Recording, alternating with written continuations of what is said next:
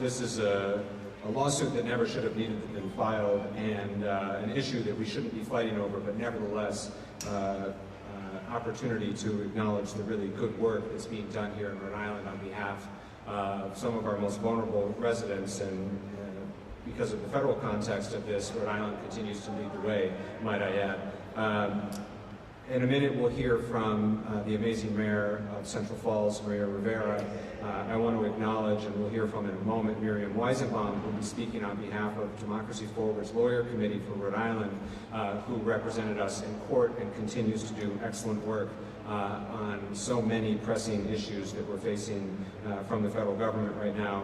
I also want to acknowledge the city of Pawtucket was an important co-plaintiff in this endeavor, and the mayor's not able to be here today, but we have representation from Pawtucket, and we could not have done it without him. The other local plaintiffs, all of whom worked together on this and who are represented today, the Rhode Island State Council on Churches, Amos House, East Bay Community Action Program, Federal Hill House, Dr. Martin Luther King Jr. Community Center, the Milagros Project, United Way of Rhode Island, and SEIU, the Service Employees Union, along with the AFL-CIO. Thank you all for joining with us in this litigation. On behalf of the City of Providence, we're also joined by several of our colleagues from the City Council who are as concerned about food insecurity and overreach and injustice from the federal government as I am. We're joined by Councilman Juan Pichardo, Councilman Miguel Sanchez, Councilwoman Althea Graves. Also want to acknowledge that there's representation from Senator Whitehouse and Representative Amo's office. As our federal delegation continues to do the right thing in Washington, we deeply appreciate their leadership as we try to get critical federal programs back running again for all of our residents.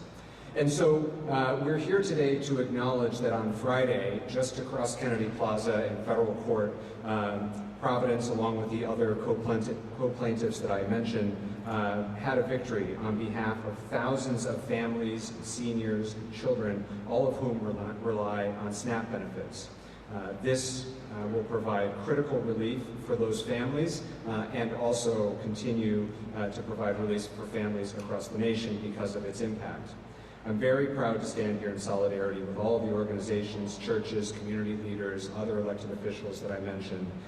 Together, we are all doing everything we can to fight back against the cruel actions of the Trump administration and the Republicans in Congress who are using food as a negotiating tactic and a cudgel in their fights in Washington.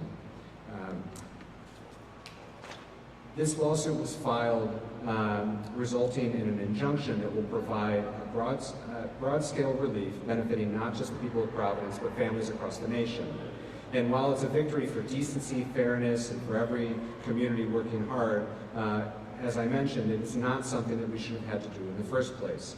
Suspending food aid is cruel, and to threaten the stability of families who are already struggling is wrong. The federal government has a legal obligation now to use its $6 billion contingency fund to pay SNAP benefits. That has always been the case, and the court reaffirmed that obligation, noting that the administration itself acknowledged this authority during its first term. But that contingency fund alone will not cover even all of November. The court made it clear that the federal government has the authority to use other funds to make sure that families receive their full benefits. And if the administration chooses not to utilize these additional funds, it means that they're choosing to give millions of families partial benefits instead of full benefits, even though they have the money and the legal authority to pay every eligible household in full. The court has ordered the administration to advise by noon today how it plans to comply, and we'll be watching closely to make sure families get the support they deserve. As local leaders, it's our duty to defend the well-being of our residents, and when policies threaten the stability of our communities, it is our obligation to speak up and take action. The cruel decisions made at the federal level have created serious and immediate threats to families and children across Rhode Island and right here in Providence. In our city, we estimate that there are 25,000 hardworking families, 16,000 of whom are children, who live on fixed incomes and have limited resources and rely on SNAP for food. To confront these challenges, Providence is taking meaningful action with additional support to the Rhode Island Community Food Bank, by making meals available not just at school, but at our rec centers and in our community libraries. And we will continue to do our best to fill the gap. But there is no way that local government or even state government can entirely fill the gap from a federal program. And so it is incumbent upon Congress and the President to act. For those families in Providence who are in need of immediate food assistance, I would encourage you to check the city's website, providenceri.gov/food, where you can learn about the over 30 food banks in our city and understand the various ways in which we are getting emergency food into the community. For residents of Providence who do not rely on food assistance, thank you for stepping up, and I would encourage you to continue to step up to meet the need of food insecurity in our community. The various food banks and the Rhode Island Community Food Bank welcomes food donations, but it is even more effective and more efficient to make a financial donation. They are able to buy food much less expensively than you and I are, and so we're continuing to encourage people to make donations to the Rhode Island Food Bank. It's important to note that there are over 80,000 Rhode Island families who were food insecure before this crisis. And after this crisis is resolved, they will still be food insecure. And so while this is an important victory along the way, while the City of Providence, and certainly the City of Central Falls and Pawtucket and the other municipalities in Rhode Island are doing their part, and we could not have done it without the lawyers, who we'll hear from in a second, food insecurity was a problem beforehand and will be a problem afterwards. And so please continue to help your neighborhood food bank or the Rhode Island Community Food Bank. So much is happening from the federal government right now that it is up to local leaders and state leaders to fight back when their communities are threatened. One of those incredible leaders who has been at the forefront of advocating for her residents day in and day out during this administration and beyond is the Mayor of Central Falls, who I'd like to invite to come share a few words, the amazing Mayor Maria Rivera.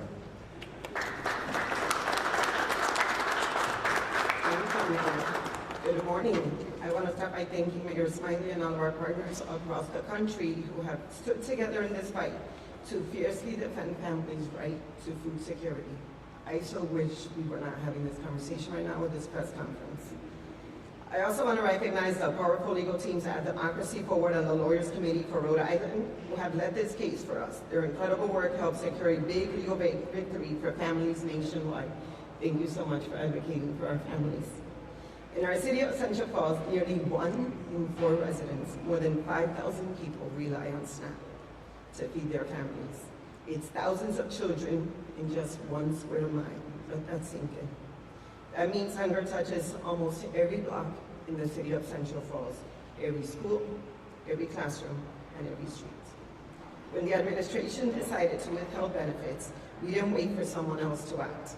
I'm proud Providence and Pawtucket joined us into this lawsuit and joined a national coalition of dozens of cities and organizations that refuse to stay silent because this presidential administration has failed to protect our families. On Friday, a federal judge ruled in our favor. It was a powerful decision that blocked the administration's attempt to stop SNAP benefits for millions of families. The court confirmed that we have been saying all along. Our federal government has a legal obligation to keep this program going and to use its contingency funds. Today, the administration must report back on how it's going to comply.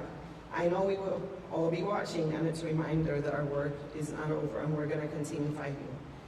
The SNAP program is not optional. Food shouldn't be political. This is about people. It's a basic human right. Central Falls will continue fighting alongside our partners here today until every family receives the support that they are entitled to. Our city has been stepping up in big ways to fill this gap, working hand in hand with our local food pantries, and I want to give a huge thank you to the Central Falls Foundation, who this weekend we came together with, and we were able to give food to over 1,400 individuals. And this wasn't just a food pantry where they were grabbing a bag. We were allowing them to basically go food shopping. They were given a cart and they were food shopping to have food for at least for 7 days, from 7 to 10 days. And if we have to do it again, which I hope we don't have to, we're gonna do it again. So I'm glad to be working hand in hand with our local food pantries, nonprofits, and community partners to organize and grow our food resources, because it's what we have to do.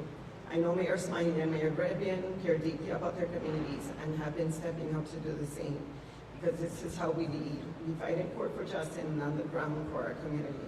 We're going to keep fighting for our communities, and we won't rest until our families don't have to wonder if they will be able to feed their children. People need to understand that there's a ripple effect. People are going to have to decide whether they're going to pay their rents, whether they're going to pay their utilities, or whether they're going to buy food. A senior who receives $1,400 a month in income, unfixed income, and has to pay $900 of rent or $1,000 of rent, and has to pay utilities, how are they going to purchase food without getting their SNAP benefits? This is a ripple effect. And if we think mental health is a problem right now, just wait until what's going to continue happening.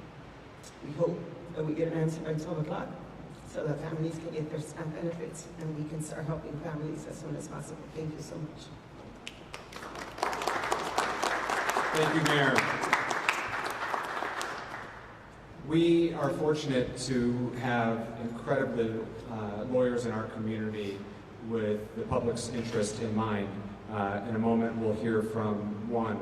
Before I do so, I want to acknowledge the lawyers who represent us, who represent our communities on a daily basis. And so I'd like to just acknowledge Jeff Dana, the Providence City Solicitor, Matt Jerzik, Central Falls City Solicitor, and Frank Milos, who's the Pawtucket City Solicitor. These are hard jobs with a diverse client, but they are looking out for their community on a daily basis, and we are grateful for their government service and the passion that they bring to this work every day.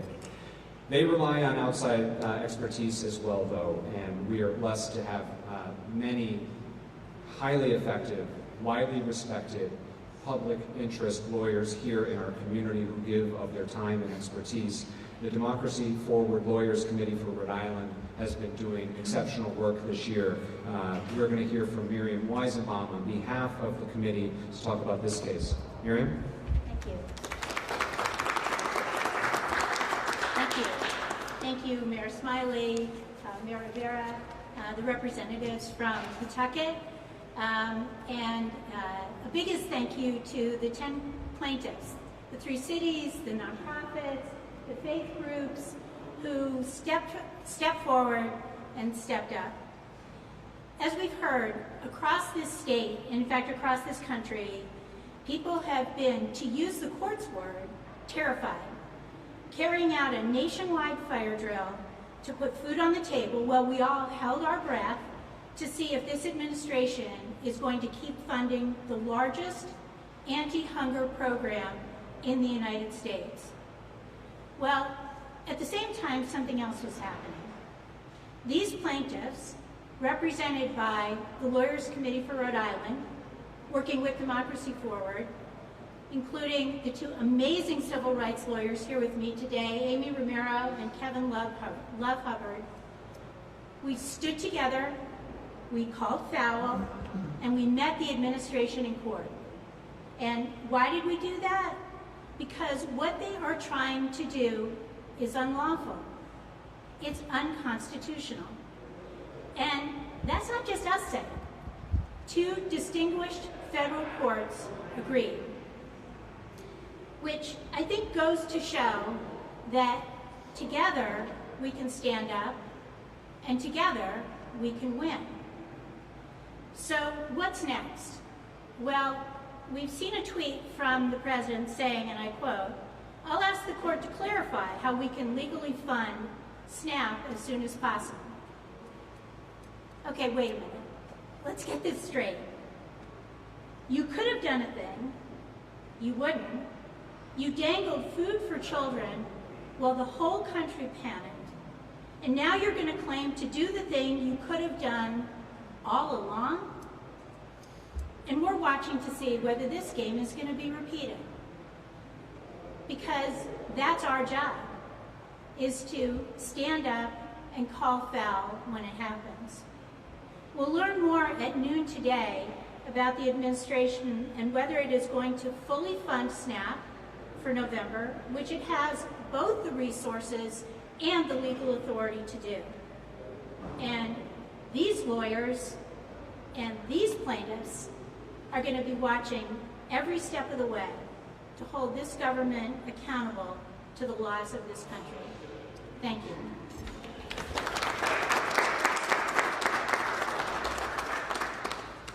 Now open it up to questions for any of our speakers or the other plaintiffs.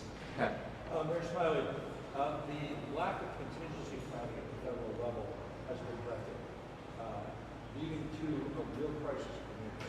It's apparent that the real heroes of this weekend moving forward are the small not-for-profits and cities like Providence, cities like Central Falls, cities like Woonsocket, who have reacted quickly.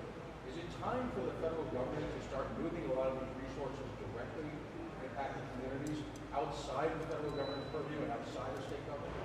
Well, first of all, I don't accept the lack of contingency planning. I think this was exactly the point from the federal government. To use food for families and children as a tactic to extract concessions in a federal funding fight. And so, as Attorney Weisenbaum just said, they've had the ability and resources to do this from the beginning. But it is true that there are many block grant programs that are highly efficient and highly effective, and if the federal government can start to provide this funding directly to the states and to municipalities, we don't play games with kids' lives, and we would get this money out to our community immediately, efficiently, reliably, without holding a hungry child hostage. Alex.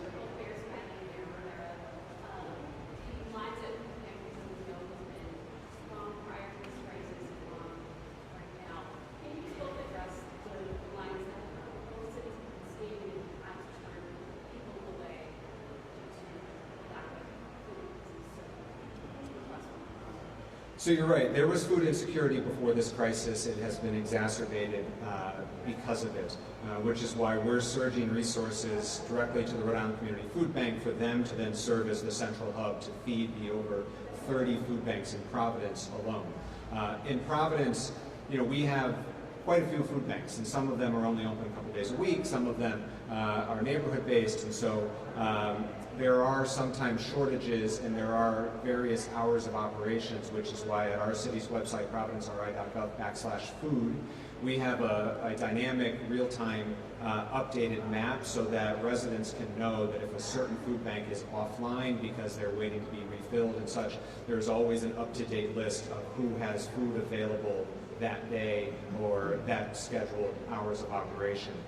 But it is a serious need, and after this crisis passes, and I believe it will, that need's going to continue. And so I know my city will continue to provide resources to those food banks, and again, we're calling on the community to continue to help us. Rivera? Sure. So I think the system's broken. We have to start looking at the federal income guidelines with the cost of living, and this is something that I don't think enough people are paying attention to, because it's really hard for people to make sure that they're going to continue having food on their table. I have to say that at St. Paul's, I'm grateful that the St. Paul's Foundation is hosting, and we have other organizations that are hosting these food pantries. So the foundation is every 2 weeks. Progreso Latino is hosting something every week. And I have to say that I've gone to the one at the foundation, and even this week when we served people, no one left without food. Every person who showed up was able to get food. And I was a little bit concerned because, we said we were going to feed about 800 to 1,000. We fed over 1,400 people. And I was concerned with the amount of food we were giving out, but I knew we had to do that. And thankfully we had enough food for everyone. I think it's important to share that people need to call to 111 or should be calling to 111. If they don't know who to call or where to go, United Way is always there to help, to make sure to connect them to the resources. This might be a question for the attorneys, but do you definitely expect to hear back by noon? And if you don't, what happens? Sure. I'm Kevin Love Hubbard. I'm with the Lawyers Committee for Rhode Island. The court ordered a response by noon, so we would expect that the government will comply with that order. I don't want to speculate as to what would happen if they don't, but they need to follow the court's order. It is set forth clearly both at the hearing and then at the government's request in a written order on Saturday, so I would expect a response by then. Mayor, we've heard a lot of perspective from the Democrats on how Republicans are using this issue as leverage, politicizing the issues of the food system.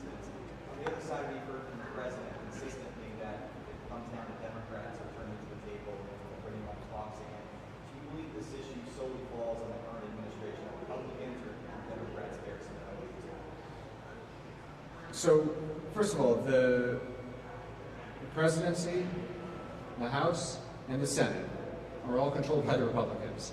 And I don't know why it's the minority parties getting criticized for not doing the thing when they don't control a single branch of the federal government.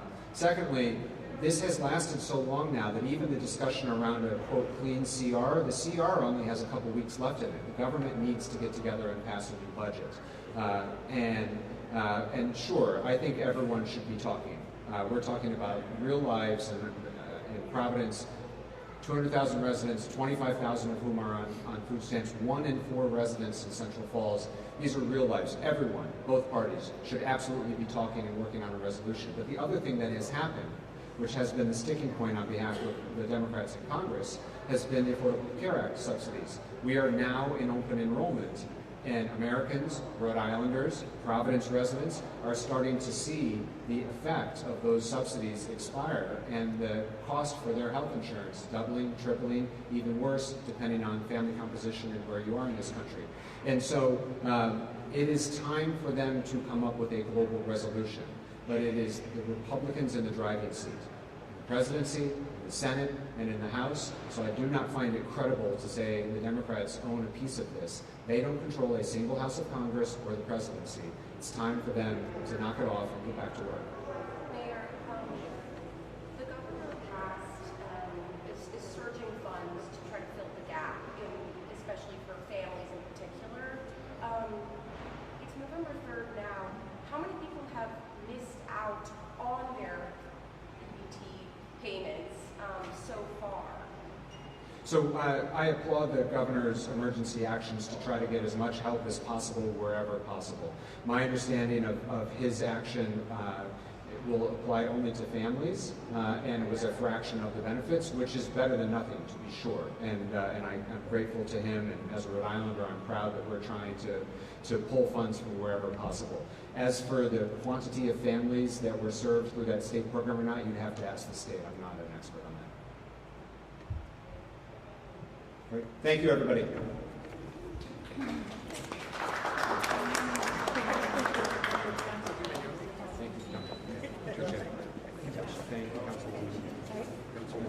you, I'm